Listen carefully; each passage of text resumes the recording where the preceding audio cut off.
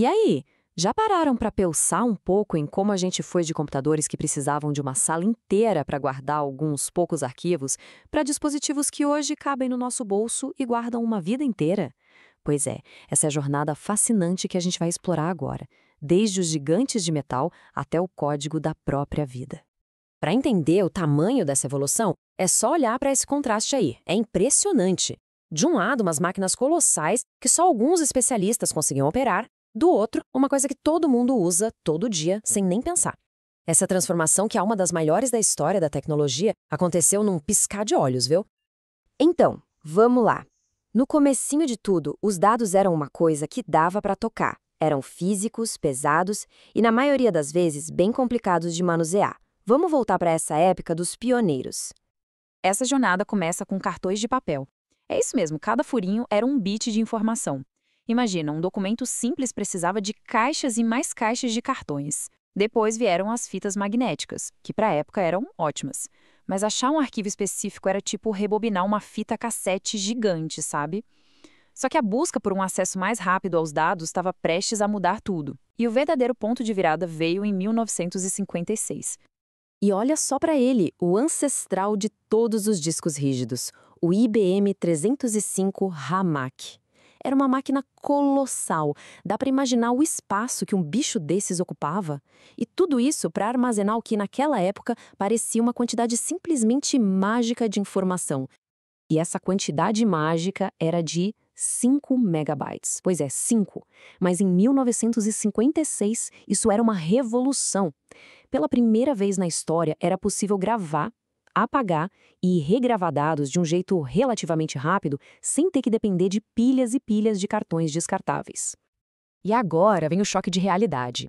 Todo aquele aparato gigantesco do tamanho de 2 geladeiras armazenava menos do que uma única foto que a gente tira hoje com o celular sem nem pensar. Essa comparação mostra o salto absurdo que a gente deu na densidade de armazenamento.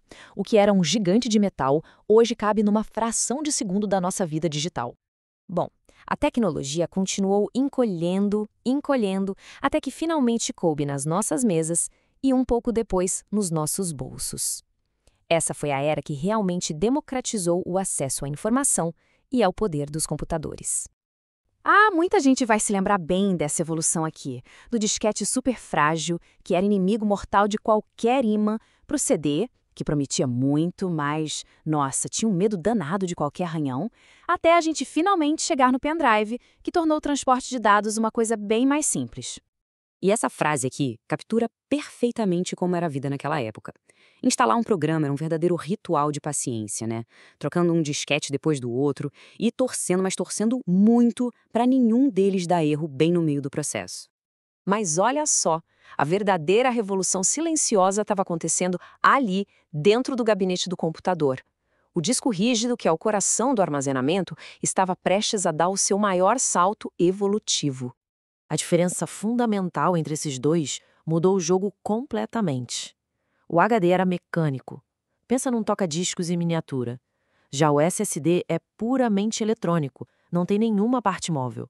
E o resultado? Uma velocidade absurda. Foi basicamente o fim daquela longa espera para o computador ligar. O que levava minutos, de repente, passou a levar segundos.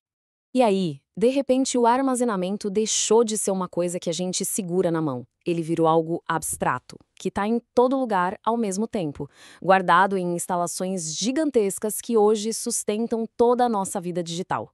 Bem-vindos à Era da Nuvem. Para a gente conseguir entender a escala do que a gente está falando agora, precisamos de uma nova unidade de medida, o exabyte. É um número tão, mas tão grande que é até difícil de imaginar. Só para ter uma ideia, um exabyte é a mesma coisa que 1 bilhão de gigabytes. É nesses lugares que guardam vários exabytes que ficam nossas fotos, nossos vídeos, e-mails, conversas, tudo. E para colocar em perspectiva, imagina 1 milhão de HDs, tipo que talvez esteja aí no seu computador. Agora junta tudo isso.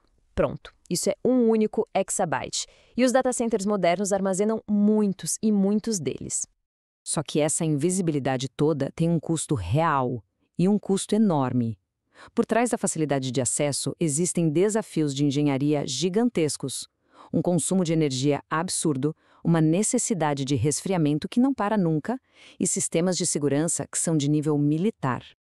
Se essa história toda nos ensinou alguma coisa, é que a evolução nunca, nunca para. E a próxima fronteira do armazenamento de dados, olha, parece que saiu direto de um filme de ficção científica. A gente está falando de usar o próprio código da vida, o DNA, para guardar dados. Ou então, usar lasers para gravar informação em 3 dimensões. Ou até mesmo explorar o mundo quântico para criar sistemas com capacidades que hoje a gente mal consegue conceber. E esse fato aqui é simplesmente alucinante.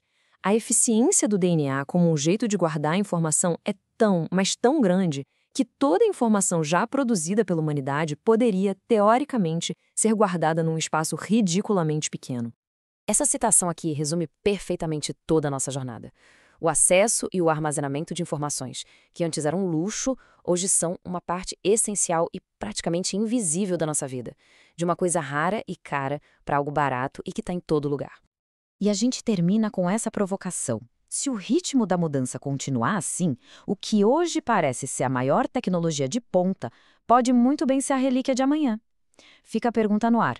Qual vai ser o próximo grande salto no armazenamento? A história com certeza continua.